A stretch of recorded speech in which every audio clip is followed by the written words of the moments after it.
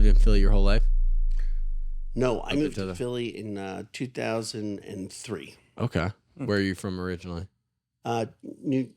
Really quickly, so I grew up in Baltimore, New Jersey for high school, Denver for college, lived in France, New York for 4 years, DC for a year and a half, LA for a year and a half, back to New York for 5 years, Philly for 22, here. What was that run from, basically from college on? You just were college until... Well, I mean, I was in the restaurant business. So New York, the same company I worked for in New York. So I ran a private dining room at the Metropolitan Museum of Art, and they moved me down to the Kennedy Center. So I was an assistant director at Kennedy Center. I wanted to learn the kind of off the street independent restaurant business, and not going to learn that at the Kennedy Center. So I enjoyed my job, but it was time to learn the restaurant business. So I moved to LA to work for Wolfgang Puck, and then moved back to New York to work for this guy named Steve Hansen he was the hottest kind of regular restaurant group. I mean, he wasn't a Danny Meyer type, but he was more successful in some ways than Danny in that way. So we Blue Water Grill, Atlantic Grill, but he was building like 2 restaurants a year that were big thematical restaurants. Very cool. Yeah. So that was awesome. And then left there. I actually 29. I oversaw a $35 million company. We were building 2 new hotels in Manhattan, but a celebrity chef named Larry Forgione. So I basically ran that, and then 9/11 happened. I was literally a block away when so one of the hotels we opened was this Embassy Suites in Wall Street on Vesey Street, which was a block away from the tower. So I was actually sitting there having a cup of coffee. I was looking at the TV, but I could see the tower through the window like this, and I saw the pop top on the building, and had never realized there was an 8-second delay in a television thing. So all of a sudden, everyone got bounced out of their chairs. Then the lights went dark, and then, basically, if you remember that cloud that kind of came over and then got blown over to Brooklyn, I was like right on the edge of that. That was probably the crazy. New York scares me in that regard because every time I'm there, like I was there when they had one of the Trump hearings, and it was like it's such a small city, and it's like pandemonium, and you gotta get a little energy. It's like a weird, eerie feeling. Like if I wanted to get out of here, I couldn't. Or it doesn't feel like it. Could I ask for a glass of water, please? Yeah. Listen, it is truly one of those places that when you're there, you probably think there's nowhere else in the world you can live. There is one day you wake up and go, I gotta get the fuck out of here. Like it's just like I've done it. It's time for me. I need to focus on something else. But it's a tough one to shake off. It's a really scary environment to leave. Why? How so? It's just nothing else is like it. They can tell you DC's like it, or LA's like it, or London's like it. It's just freaking not. There's an energy. It doesn't matter what you live in, because you're never at home. Yeah. And you go out and you meet these just extraordinary people all the time, and and it's the only place I've ever lived where you think you're just going to go out and get like a quick dinner and leave, and you could just be out till 4 a.m. Just the energy of that. That I did feel. I felt like you could run into somebody like, hey, we're going this thing. You're like, all right, let's go this thing, and that thing turns into 6 things. Yeah, that is true. Yeah. When you were in your 20s, what was it like the environment change? When you go over to LA, whole different ballgame over there. What was that like? Well, again, I was ready to leave New York, even though I was only 25. I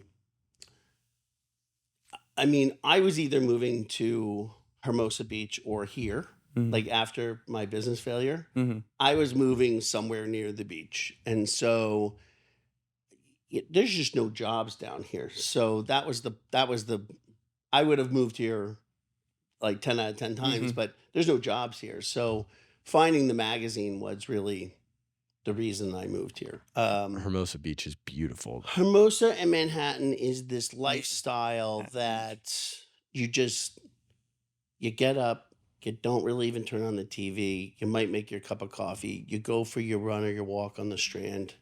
You have breakfast. You fly into your day, and it's just a beautiful life. And that's your LA. I mean, you're only Yes. 30 minutes from an awesome place, an awesome town that I love. But I'm very lucky I found this. Naples, I will be the cheerleader for Naples for the rest of my life. I'm not going anywhere. I Yeah. don't need to find something else to cheer about. This is my place. What got you into hospitality? What about hospitality were you so like It's a interested? really interesting question. I mean, it. I was in it, even though I'm 54. I was in it for 35 years, like really, Mhm. like at 14. So I think probably similar to your careers, you gravitate towards what you're good at, and I was good at it, and people recognize that even at a young age, and so pursuing it seemed not pursuing it seemed just crazy. So, and I had enough success where people went, "Oh, this guy's over here doing all this stuff." But please, I was making $27,000 living in New York City, paying 60% of what I made in rent just so I could go to work every day. I mean, it was nuts. That So, it's uh, yeah. I ended up having a lot of friends that were Wall Street guys so that I could actually do stuff. Yeah, yeah. I didn't hang out with the restaurant crew going to beers after work. I hung out with the Wall Street guys so we could actually have some fun because none of us were making any money. Yeah. Mm. How did you get connected in New York? Like, I guess it's probably easier than here, but I think about meeting new people, and obviously our show is, it's the younger entrepreneur. It's the Yeah. person that's trying to really get started. Mhm. So, how did you? Was it a part of the hospitality industry that did Well, that?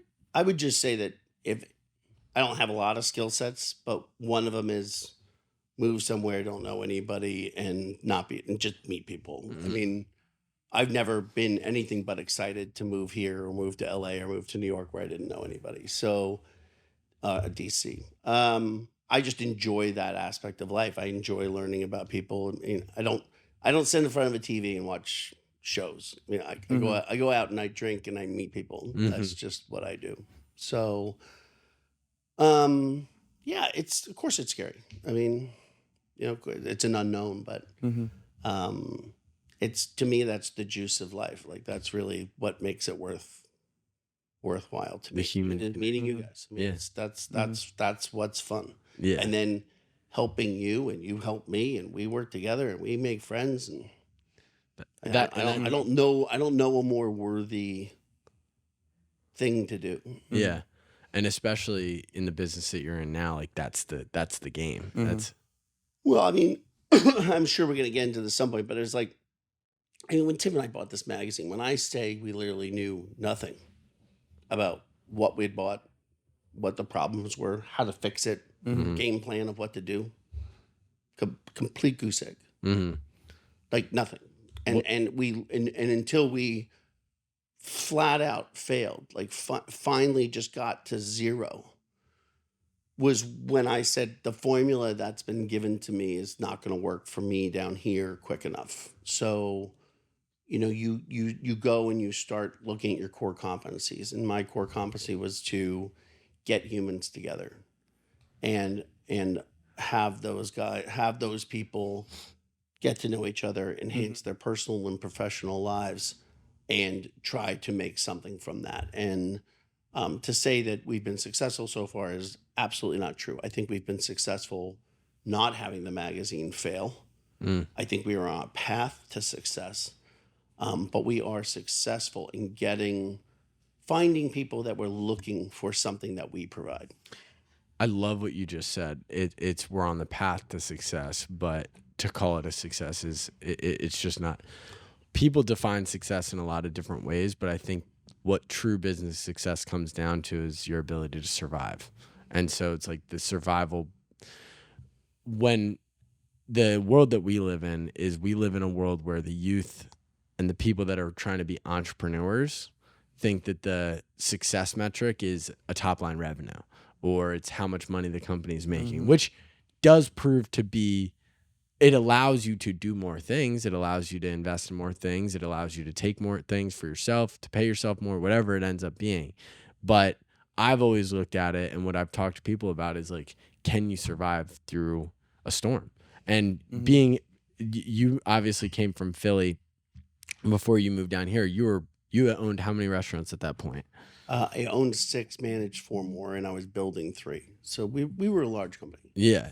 But what you just said is that someone who is wanting to be an entrepreneur or just starting out to be an entrepreneur, there might be some pieces of the puzzle missing so far. Like until you done it, most likely failed, not given up, and put some realistic expectations on what your growth can be, what you can achieve.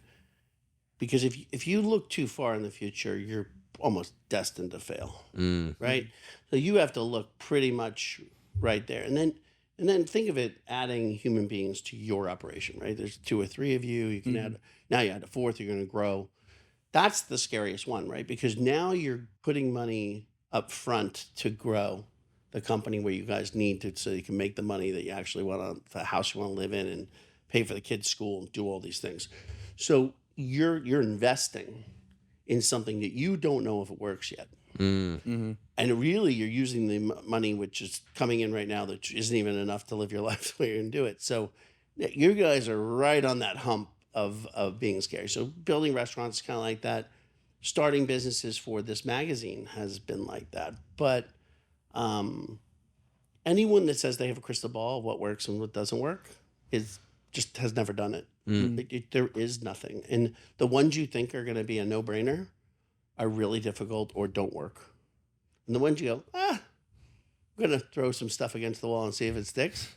Most of the time, those are the ones that, because of the organic nature of it, end up surprising you and being pretty important. Naples Social Club. All I was trying to, and this hasn't been successful at all, but what I'm going to just tell you the iteration of this thing. All this was supposed to be was a way to thank people who come to our parties and give them a break for being so supportive. That's all it was supposed to do. And yes, it's a recurring revenue model, but they're getting more of a discount than I'm taking in, so it's really a loss at the end of the day for me. What came out of it, which we'll see what it is, but then we made business partnerships in this group, and the businesses pay to be the business partners, offer a discount, and then every month when we send out a newsletter of what's going out to these 500 plus local year-round residents, come into Del Mar on Tuesdays and get 2-for-1 appetizers. Now, whether that model works or not, but this has become the most direct marketing tool that our network and anyone else has seen. And you're speaking directly to, like, there's really not a dud in the group. Like this is a 90% entrepreneur, moved here 5 years ago, looking to make friends. You know, they're not the 1%ers, but our middle class here is a very high middle class, right? So it's an incredible group to speak directly to, and we'll see what this is. But that's one. As much as I love the Naples Social Club, and it has a little of a tinge to it that it's a little elitist, I've actually made it the most inclusive. Anyone can join, anyone can be a part of it. You just have to want to be a part of it, right? So, but the part that I'm going to say is really going to work is this part that I didn't even think about until I launched the website. And that's how the best ideas. Exactly right. That's how the best ideas come, because obviously running the agency that we run, the current model that we have will not be the forever model. I mean, we talk about that all the time. It's what we did when I started the company. The idea was provide an immense amount of value from the skill set that we have, that I had at the time, which was content creation, to people that needed it. And those people could teach me things, and I could, I could bring them value, and it kind of snowballed into what we have today. But the second that we start to overplan, the second that we try to business plan the hell out of something or Or a big groundhog. over logic it, that's when it starts to die. Yep. And that's when you start to realize, you'll just come up with every excuse on why this isn't going to work. And the reality is, when I started this, it wasn't like I thought this was going to work to begin with. Like, I just wanted to find a way to keep the dream alive. Listen, the more dangerous one is taking on responsibility to make more money. So in the restaurant business, that was taking on management deals that I probably should have been more focused on my restaurants that I own, that I took money from investors. And I liked my management deals. I liked the business, but I didn't have the bandwidth really in the company. We ended up building it for them. That was paid for by them. So it was kind of just a wash. But yeah, you start taking stuff because you have this machine, and why not add pieces to the machine if it's going to, has an opportunity to increase revenue, bring in money, all these things. But that's where it's really tricky. But my favorite part of restaurants was building them, designing them was great. The day they opened, it was just, all it is problem solving, expert problem solving for the rest of your life. And then let's say it doesn't work. And I had a restaurant that just plain out did not work. The landlord spent $3 million. I spent $1 million. It was in a hotel in DC. And this became not only the bane of my existence, truly kind of took down my company. One bad restaurant can kill 3 or 4 good ones. If you're losing $40,000 a month on a business, and your 3 little ones that you started the company with make $40,000 a month, that's it. That's it. Now, you're surviving, but you're not growing. And then you have to go, okay, we're going to throw $4 million in the garbage. The landlord and you have to go, let's throw $4 million in the garbage because it didn't work. So you constantly tweak and fix and tweak and fix and tweak and fix. But pretty much you are now a ball and chain to that business for. Do you still have a restaurant right now? No. So when I failed across the board. There was no way to save some and not others. It was just the environment of Philadelphia. So if COVID was 6 months in Philadelphia, it might have been an option, but it was 1.5 years, and there was no PPP money. There was no investor coming in. There was no other support to get you to that point. I literally had a restaurant that was a little bigger than this room. It had 32 seats inside and it had 15 outside. During COVID rules, up until the end of 2020, that restaurant would have had 8 people inside of it. And that restaurant turned on average 5 times a day. So the 32 seats would do an average of 150 to 160 people a day. That was the average. So it would just turn.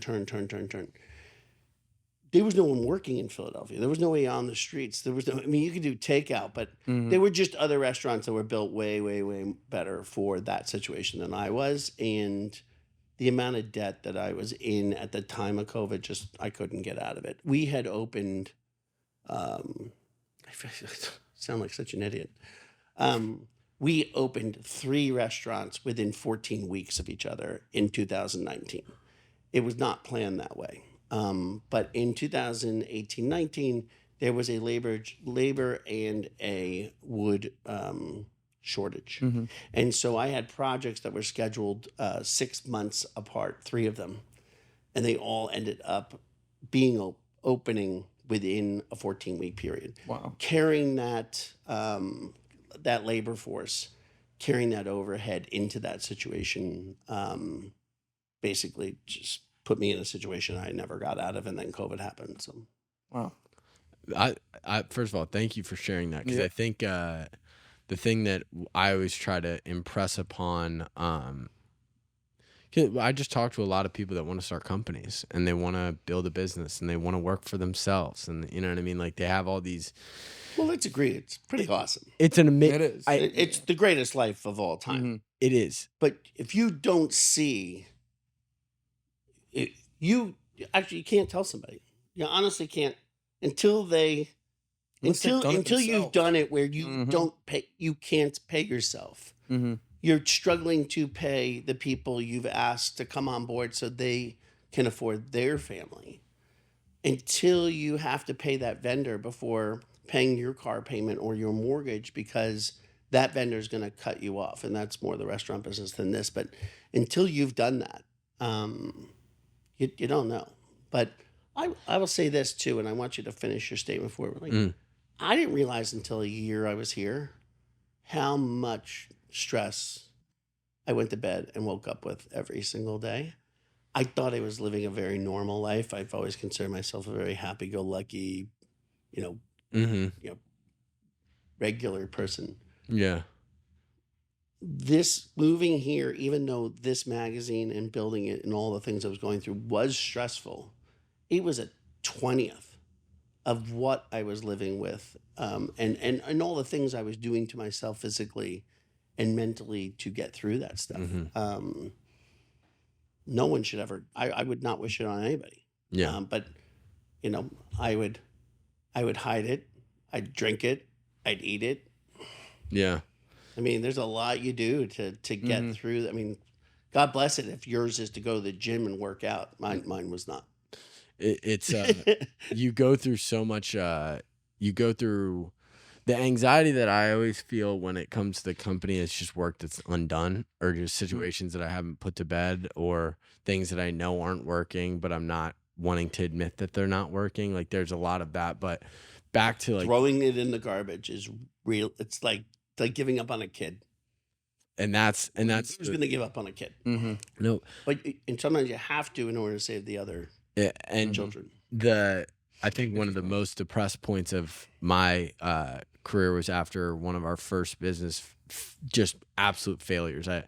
We partnered with this company, and it was a horse feeding supplement company. I didn't know the first thing about that industry, not even a little bit, but he showed me his projections. I was like, that looks beautiful. I'm willing to sign whatever deal you want to sign. Signed just a horrible pro him deal that, again, I was 19 at the time when I signed it, so I didn't really know what was going on.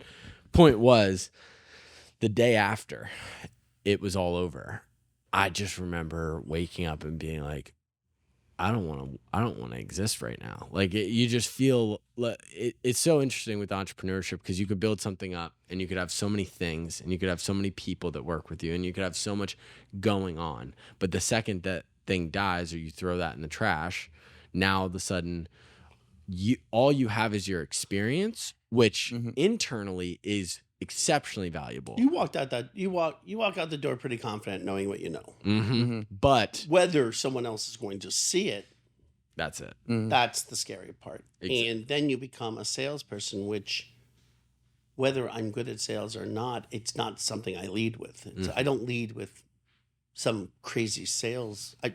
You put me in a class for sales techniques, I don't use any of that stuff. Like none of it. Yeah. So my sales is me. I'm selling me, and I can talk about me a little too much. But it's just, yeah, I don't understand sales. No. That cold calling stuff and all that. It makes my skin itch. Yeah. Do you remember back when you were graduating, kind of looking for a career? What was it that deterred you towards entrepreneurship as opposed to just a corporate job at the time? Well, I did. I worked for people for 15 years. So Where'd you work? I mean, I never thought I'd own one restaurant, let alone 10.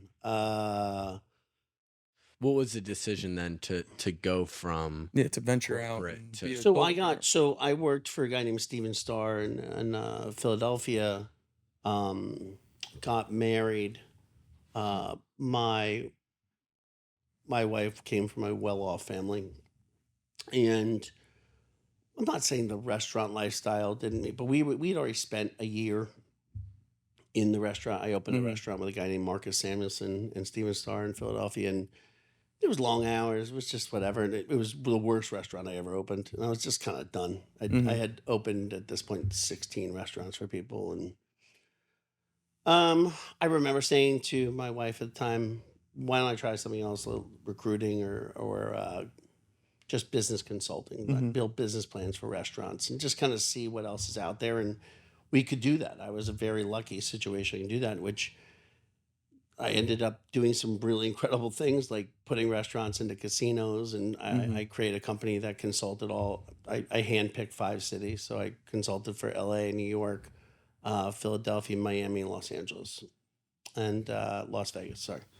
So I only went to places I loved, and those had great restaurant cities, and Mm-hmm. so basically my job, and this was before some really large real estate restaurant conglomerates got together, like Related Group and all this stuff, but they wanted to meet a celebrity chef. I kind of knew them from working, not a real estate person kind of cold calling. Mm-hmm. So anyway, I had a blast starting my consulting business, which ended up also doing recruiting, and then I actually helped build my first restaurant, but I wasn't the owner.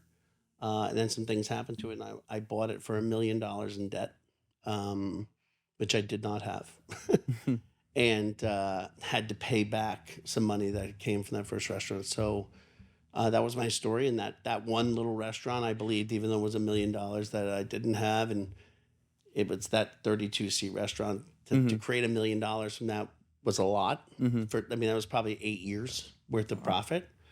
But I really believed if you made that restaurant into what it should be, it had the ability to build a big company, and that's exactly what it did. Are, It was a beacon of light that showed you what you could do. are you a big numbers guy? Like when you were going into debt for 1 million, were you breaking it down? Like when can I break this off? Was debt something scary for you I when you mean, first I started? mean, again, I was in an incredibly lucky position, so I didn't have to. I was able to have my life and I was able to give all that money back. So Mm-hmm. I didn't take from that business pretty much its whole existence. I never took any money from it because I was so lucky to have it, and I built other restaurants which I made an income from. But Mm-hmm. that one really, I paid off a $600,000 investment that was made on another restaurant that I had to pay those people back, and I paid back investors as a secondary note over the next 7 years. But the business also went from this, so it's 1,000 square feet. So it went from doing almost 2,000 square foot, so $2 million out of Mm-hmm. 1,000 square feet, going down to 1.5, and all kinds of up and down. So Mm-hmm. when you lose 20% of your business, you've got nothing. When you're at 10, you're at break even. So we had some silly things that happened. A water main break. I don't know if you've ever Oof. seen anything like that, but literally from a block up from where we are, the whole center of the four Uh-huh. lanes meeting, Uh-huh. there was a hole for 1 year. And what that had done is just stop traffic coming up and down that street. So And this was in front of the restaurant. it So you was it couldn't was get. it was 4 buildings up, Mm-hmm. but you took one of the busiest road. That road no longer had driving traffic or foot traffic, so people had to walk around. But it seems like a silly thing, and believe me, our area, we had the busiest corners in Philadelphia. They were Mm-hmm. also the most expensive at that time. But this little thing that happened, which, this hole that was there for a year, changed that restaurant's business model by 20% of business. Wow. Wow. That's insane. The It smallest is. things and how they can impact the Yeah, I mean, customer. completely unforeseeable. And But that's there's also restaurant formulas that are really simple that people just don't get, right? So, like, the simplest is days of the week. So if if you're not going to do triple the amount of your average day on the weekend, there's almost no way to make profit, because a Sunday cancels off a Saturday and a Friday cancels out a Monday. So that means you have to make money on Tuesday, Wednesday, Thursday. hmm. So and you're usually not making on a Monday, Tuesday, Wednesday.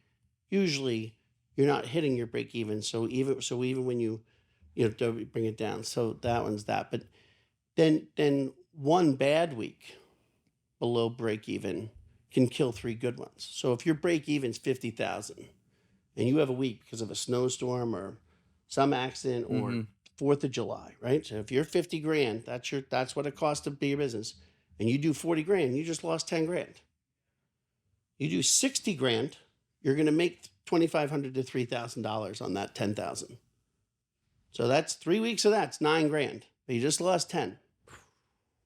It's a tricky business. And then again, I had 350 employees. They have to feed and eat before anything else gets done. Then you have to buy the food in order to sell the Mhm. food and the booze. And then you have to figure out all the other things. I can understand why now in the business that you're in, you're like, this is 1/20th of the. Dude, Yeah, I makes wake up sense. with the biggest shit-eating grin every morning. I Yeah. really do.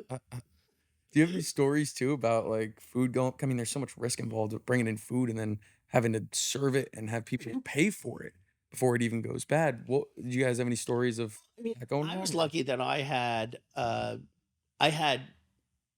smaller restaurants that were popular. Mhm. What we didn't have is the great average check. So, you guys have eaten down here. You can go to every restaurant you want to eat on, and Fifth is about $100 a person. Mhm. My little one that turned 5 times, that was $25 average check. I mean, wasn't a pizza place. I mean, it was a Mhm. high end pizza place, but it was in Philly, and then in Mhm. New York that would have been $45 or $50 a Mhm. person, but in Mm. Philly that was what it was. And then as I went into higher end concepts, mine should have been, and probably if it was after COVID, would have been $100 a person, $125 a person, but it was more like 65. Now everything has changed during COVID, and I'm not sitting here with sour grapes, but you can literally charge whatever the hell you want right now because we just had that mind shift. No matter what Mm. market you're in, that has absolutely changed. It's because people are paying for the value of what going out for restaurants used to I think be. there was just Mhm. an appreciation in general of dining. Hmm. I think there was enough narrative in the general public that you think I'm killing. You looked at a restaurant like mine, you're like, God, they must be killing it. And I was just barely getting by. And then you looked at some other stuff, and you're like, you don't know how they survive. But um, you know, most restaurants are run by the owner. I had I had more than I had six, so I could be in one, but I wasn't any of them. So you're Mm. paying all of that. So most restaurants are run by the owners, Mm. Mm. and that's how they get by, and family members and whatever. Mm. Yeah. Like, Well, you ever been to Molto? Like, mm, there's like 12 family members. It's just like, Just they family just ship them restaurant, over from yeah. Italy. Yeah, I mean, well, yeah, because when you have like if not, you're paying for a general manager. pay for everything. Yeah, and if you're Yeah. paying for a general manager, well, Mhm. that eats No, it. you're Del Mar and Ocean Prime. You're doing $13 million a year. You pay for a general manager, but if you're hovering around that break even, and you're either paying yourself 80,000 a year, 60,000 a year, depending on what that is, that's what independent restaurant business is. What does it look like? Like, do you? I know we just talked about the fact that having a plan isn't a good idea, but where do you see this going with Naples Lifestyle Magazine? What is your vision for what you're building right now? I mean, I just said it last night because we did our launch party. Can you imagine what we're going to be in 10 years? Now, I had a saying, and so going back to the restaurant business, which is, I'm just going to turn into the magazine business. Like, the most important thing you build, in my opinion, is your culture. I don't care if it's 4 people in your company or in mine 350. And you're not gonna reach everyone, but you have to reach as many people it is. But to build a good culture could take you 10 years, where people go, I just love living, I love working here. This is an enhancement in my life, because you can go get a restaurant job from anywhere. I mean, you can just quit and go get another restaurant job. But going to work and enjoy going to work because the culture is such, it can take so short a time for that to go poof, which happened in my situation. Because the moment you can't pay them, the moment Mhm. you know someone gets hurt, your best friend gets, I mean, it just goes poof. Mm-hmm. So it take 10 years to build it and 10 days to blow it up. Mhm. I mean, it's an incredibly delicate thing, and that's what I'm extremely protective of about this next version of my life in this business. So with the magazine, I love money as much as everybody else, but right now these are the building blocks of the culture, and that I'm almost giving more value than I could ever receive another. Timid Chew. One take timid. Um, so yeah, so I'll be blown away to see what this is. I'll be very excited if it lasts that long, but it is something I'm very protective of. And every one of these things we launch, I'm not going to say I do it well or perfect or anything close to that, but I do believe you got to get it out there, and kind of like a restaurant opening, like you don't know what you have until you open. I don't know what the social club or Naples, Florida life or anything else I'm going to launch until you really get it out there. But um, these things take time. I mean, I've tried. I thought something might take 2 months, and it took a year. Mm. Like, I mean, I also don't have a team of people behind me to fill in holes and give projects to. So, you put those priorities ahead of time. Like, I got to go out and I got to throw these events. I got to sell the magazine. I got to do all these things, and then the projects, everything else, kind of take a third, fourth place in the back. Well, I know for a fact, I'm excited to kind of plug in more just based on we met a couple months ago, but just hearing the vision of what you're building, it's exciting. We love Mm. Naples. We're young, obviously we see what Naples can be in terms of where it's going, and it's fun to be around people that also share that vision. Because it's beautiful to be around You people that guys are really lucky. I mean, I tell you, if I found this place, I kiddingly say I think that you guys can just continue to build businesses and buy and sell homes over the next 30 years. You'll probably make $5 or $10 million. Yeah. Like, just being here. Yeah. I mean, it's just one of those really Mhm. rare places It that is. you can buy existing here. Working for someone else, I don't think that's true. But, think of your podcast 10, 20 years from now. The other media things the other services you will provide, the network of people you will grow to be. Mm-hmm. Now, 10 years from now, somebody new comes in and says, I'm the shit, and I'm going to do this. You go, get that. Mhm. You own it. Not That's saying they can't grab market share, but they're not going to just blow you up. barriers to entry is my favorite. When I talk about building brands, when I talk about building companies, give me as many barriers to entry. Make it as hard as possible right now, so that in 10 years, when some young 24-year-old like myself wants to jump in the arena, well, all right, you better be willing to, you better be able to If we get to survive. sit here, myself included, I can sit here and go, the best of luck. Let me know if I can help you. Yep, Mhm. exactly. Like, I get to be a good guy. Yeah. Like, I know how hard it is. It is. I know how hard it was to sleep with my girlfriend. Like, you think you got a shot, buddy? Go get him. like, go get it. That's the truth. That's the truth. Throw it out there. Throw it out there. Yeah, no, it's also an incredibly loyal town. Mm-hmm. And I hate to say, I don't find people very impressed about any, like, people are impressed with kindness in general, like good things. Like, Mhm. no one's turning their head at a Lamborghini here. Nobody gives a crap. Like, Nobody does. There's too many of them. Mhm. But, every single time you see one, go, oh my God, look at that car. Nobody gives a shit. Nope. So Mhm. it's finding good people and making good relationships, and generously offering to help build their personal and professional lives.